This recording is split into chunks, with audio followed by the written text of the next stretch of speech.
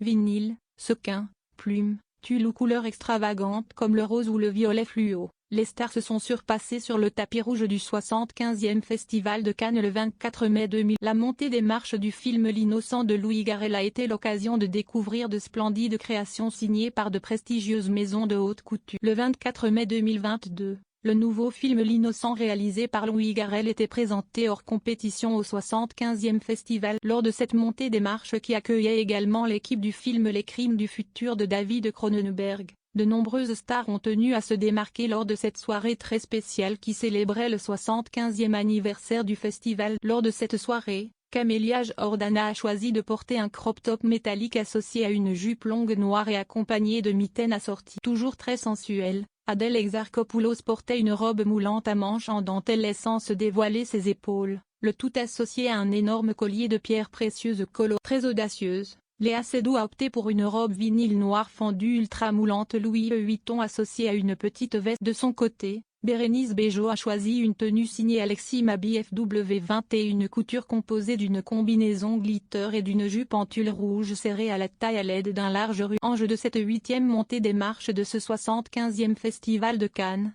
Natacha Polly a choisi une incroyable robe drapée crème avec laquelle elle s'est amusée à jouer sur le tapis. Louise Bourgoin portait une robe noire agrémentée de fils métalliques dorés disposés tout autour de ses épaules et de sa poitrine tandis que Claire Holt, Vampire Diaries, a opté pour une robe fendue à sequins violet flashy avec un large décolleté de la marque originale. Julie Gaillet, présente sans son compagnon François Hollande, a étonné par son choix de robe qu'elle a souhaité pour l'occasion. Rose fluo.